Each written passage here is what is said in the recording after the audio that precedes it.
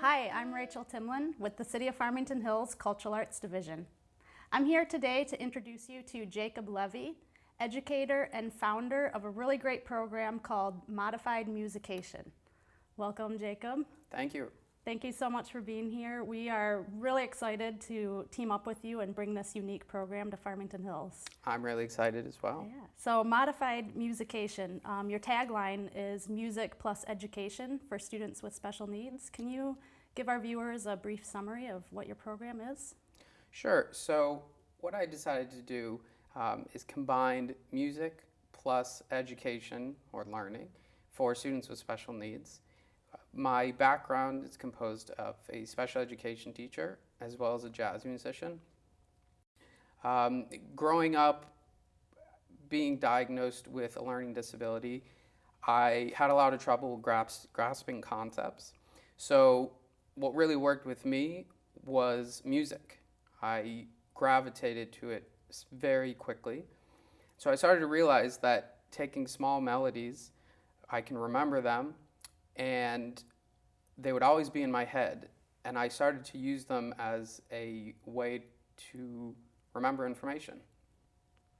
And so what I did was I took small melodies and small tasks I had to remember, and I started to combine them as a mnemonic device. What would be an example of a task that you would have to remember? So for a simple example, the one that I always like to use with my students is the alphabet. Okay. How we learn the alphabet. Well, it's very interesting because how most people remember the alphabet is from a melody. And that melody, lo and behold, is Twinkle, Twinkle, Little Star. Yep. So it's like, twinkle, twinkle, little star, A, B, C, D, E, F, G. So basically somebody had the foresight to take that melody and apply it to learning. And that's essentially what I'm doing. The only difference is I empower the student and I let them pick the melody. So to give you an example, we have Twinkle, Twinkle, Little Star.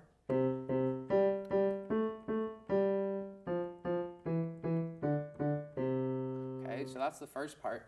Now what I realize is there's a correlation between the syncopation, which is just the taps really, etc., and the syllables in the words. So what I mean by that, we have Twinkle, Twinkle, Little Star, twinkle, twinkle, little star, etc. And what it is, syllables are essentially sounds. So it's broken up by syllables. So Twinkle, Twinkle, Little Star is 7 syllables. And what it is, it's a pattern. So Twinkle, Twinkle, Little Star, 7. How I Wonder What You Are, 7. So on and so forth. Right. So I started to make this correlation between information, learning, and music, simple melodies. And basically it's like they're shaking hands. A task at hand with a given melody. And so I took that a step further and I let the student pick their favorite melody. That empowers them, they get excited, things like that. And it seems to be very successful with students on the spectrum, learning disabilities, and so forth. Great. So when did you start this program and what inspired you? I know your childhood and your learning disability was a big part of it, but how did you get the program started? I actually started in Chicago a few years ago. I started tutoring students with special needs just in academia, and then I realized that music can be used as a tool for learning. Right. When a student has a deficiency in the area of the brain, they tend to compensate for another area. So for example, students with autism, a lot of them have trouble with eye gazing. They won't look someone straight in the eye. However, their hearing is incredible. A few of the students I work with have perfect pitch, meaning I can play anything I want and they will play it right back, which is, in my eyes, 1 in a million. Stevie Wonder can do that, Ray Charles, etc. So it's a very rare gift. So I realized that I can hone in on that skill and use their strength to hone in on their weakness. And it seems to be very effective. Great. So these classes that you teach, they're typically a group class? They're Is that both. correct? Both? I typically started with just private lessons, one-on-one, and then I started to expand with group lessons. I cater my lessons a little bit differently because every child is different. There is no one rule for everything. I have to modify and accommodate for everybody, just like I did as a special education teacher. Now, how do you do that in a large group setting? I'm guessing that there are students with different needs in each group, so how do you differentiate? Definitely. So what I do, a lot of times I'll do what's called an interest inventory. Basically, a student will write down their strengths, weaknesses, their favorite melody. That can be very helpful. In a group setting, however, I have to cater to everyone. So what I like to do is, usually with a small group, I will ask, if we can decide on one song that we can all use to learn my concept. That way everyone's on the same page. So a lot of times for a younger, audience, Twinkle Twinkle Little Star works great, Happy Birthday, nursery rhymes, they work really well because everybody knows them. And, I'm not reinventing the wheel or anything. So you had mentioned earlier that you use music and to help with small tasks. So this is not necessarily, the students aren't necessarily learning music, they're using it to apply to other areas that they might need help with. What would be an example of a small task? So I'll give you an example that I still use. Let's say I need to go to the store and I have to pick up a couple things. Well, in my mind, either I need to write it down or I will create what's called a mnemonic device, which they teach in schools too, to remember information. So for example, if I may, let's say I need to get bread, eggs, and detergent, okay? So in my mind, I create what's called a mnemonic, okay? So bread, eggs, and detergent spells B-E-D, okay? Bread, eggs, and detergent. Now,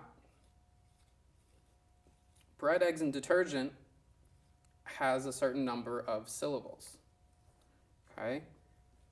Do you know how many syllables bread, eggs, and detergent has? 6. Okay, so we have bread, Doing it quickly. eggs, very nice. I've been doing this for a long time. And detergent. Okay, so we have bread, eggs, and detergent. Okay, so what I do is I'm combining a simple task with a melody. Okay, so in my mind, I have many, many melodies. A lot of them have 6 syllables.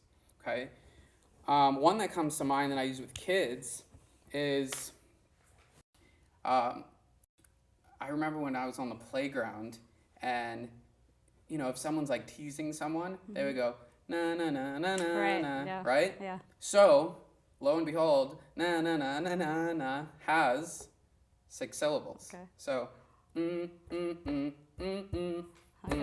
bread, eggs, and detergent. Right, okay. So what that does is that combines memory with the melody and the task at hand. So it's like a beautiful harmony, and it's used as a learning device. That's great. And I find it really effective. All right. So can you tell us, have you had like an aha moment with one of your students where they got it, maybe they were struggling with something and that helped them?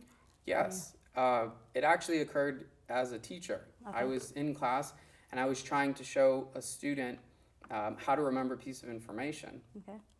And they weren't getting it. Students, a lot of times they're just used to a particular way of learning.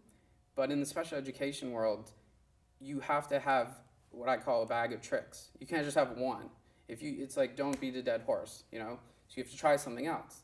So they were trying to remember, I believe it was a formula, and just like a formula, it doesn't matter if it's numbers or words, there are syllables involved, just like how we speak. So I asked him, can you say the math problem that you're trying to remember? And he said it, and so what I did was I wrote it out in words. And I showed him, these are syllables. Syllables are just a fancy word for sounds, right? So, for example, 4 plus 3 is 7. Okay, well, if I wrote that out, 6 syllables. Okay, so we can use the same melody. 4 plus 3 is 7. Okay, so the whole idea is you want to match the task at hand with the melody. You don't want to go the other way around. The melody is already written. Okay. So basically what you do is you modify, hence modify music, you modify the task to fit the melody. And that's what I do. So when the student finally got it, I'm sure that was exciting. Both right? our eyes widened. Right, okay. Yeah, it was great. And you use keyboard as your primary instrument in the class? Do you use any other Absolutely. instruments or? Yep, I use my voice Okay. and the keyboard. The reason why is your voice is simply a microphone, or excuse me, your instrument is simply a microphone for your voice. Okay. So I can use any instrument. I have my sax here, a piano. What about students that don't have an instrument, say? Are they limited to instruments? I know you do a lot of tapping. You've done. I do a lot of tapping. That's part of my method. So kind of percussion. Yeah, well, absolutely. okay. For example, students that are nonverbal. So if I was trying to show them the melody of Twinkle Twinkle Little Star, well, if they can't say that, if you take away the melody, the tones, what's left? The syncopation. And that's simply the rhythm. And the rhythm is 80% of a melody, which is really important. So again, I have to modify everything depending on the need of the student. Okay. And it's totally possible. That's exactly what they do in special education. Okay. They modify and accommodate. And you use electronics like iPads? Yeah, found that iPads helpful? I've found helpful for students with dexterity issues, Okay. especially to the ASD population. Very effective. There's great piano apps out there. I like using the piano too. This piano has like a real feel of a piano. The keys are weighted. So a lot of times the weight has a positive effect. Right. So, What's yeah. the age range of your students typically? I've worked with students as young as 5 Okay. to 55. Wow, okay. So there is no limit because music, it's a universal language. I feel like it can speak to anyone. Sure. And do you encourage parents to sit in with the classes or parapros? Absolutely. Okay. And there's a very simple reason. When I work with a student, I work with them 45 minutes, an hour a week. Well, a parent sees their child 8, 9, 10, 12 hours a day. So it's like, what's the point of them not being there? I want them to reinforce the information when they go home. Right. So Yeah, that's why I modify everything so it's available to not just the student, the parent as well. Right. So this is a pretty unique program. Do you think, is it something that they might be able to utilize in schools? I sure hope so. Hoping to grow it? Yeah, I've been able to show a few demonstrations in a public school setting, and everyone was very excited about it. I basically take my concept and I adapt to whatever material a student is learning, Right. Especially on their IEP. They have strengths and weaknesses. They have goals for the year, quarterly goals, etc. Great. It's such an exciting program. We're really happy to bring it to Farmington Hills, like I said. Can you tell me what's your favorite part about the class, the whole program? My favorite part is, like you said, the aha moment, because I can see it. It's not like, a student like keeps it in. It's Right. inevitable. They get excited and their eyes widen, and it's just like, this is not necessarily a new concept. It's just a modified concept. So with music, and I had the same issue, students get discouraged. One of the first things they learn is usually piano. You can learn at a young age. But because it's so vast, it's overwhelming. You have sheet music, you have so many things going on. So what I realize is this is the best instrument to learn, I believe, just to be exposed to music. But I have to modify it, make it less intimidating. So I only use, this is called an octave. Octave, the prefix oct means 8, like octopus has 8 legs. So I modify everything, and it keeps their interest level, because not just using their favorite melody, I just use a very small chunk of the keyboard. and it makes things less overwhelming Right, for a student with a disability. right, great. Is there anything else you want to tell us about the program? I'm very excited to get started, and I'm very curious to see the varied population that's interested in the program. I'm sure that some people have more challenges than others, so how do you work with that? Well, like I said, the first thing I definitely want to do is an interest inventory, because I don't want to just go into it blind. Right, I want to know what a student's strengths are. I want to hone in on them, and I don't like to look at a student's weaknesses. I like to focus on their strengths. So an interest inventory, I get to see a sort of broad overview. so it's kind of like a pre-interview or something Exactly. before the class? Okay, Exactly. talking So about we don't waste parents. any time, Right, and I get to plan accordingly. right, So what I do is I break it up into a few different sections. okay, So the first section will be rhythm, right? We get a basic idea of rhythm going. Again, I modify it. So for example, I would say about 80 to 85% of Western music that we listen to in the United States is in 4. So what I mean by that is most songs are in groups of 4. So it's like we have okay, so groups of 4. Okay, you do have songs in groups of 3, like a waltz, things like that. But most people, you turn on the radio, it's going to be this like driving group of 4. Okay, so that's modified. I'm teaching groups of 4. That's the first part. The second part, I go into melodies, and that's when we start talking about the piano. And so I start to show that there's 2 different types of melodies. You have the happy melody and the sad melody. Okay? And that's how I pitch it to students, because it's a way to relate. So you have what's called major, happy, and minor. So it looks like this. Major is,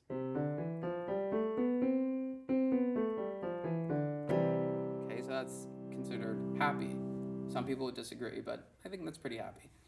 Then you have its relative minor, or sad scale. The nice thing about it is I've modified it so it's the same notes. It's the same exact notes, you just start on a different note. So here's the major scale, you start here, C. For minor, you just go down 3 steps. Okay, you play the same exact notes.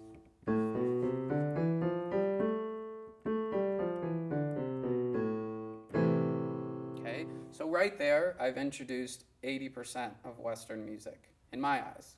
So when a student picks a melody, we either focus on the C scale, which is major, happy, or A minor, which is sad. And that's it. I don't focus on any other scales. We don't get into like complex things.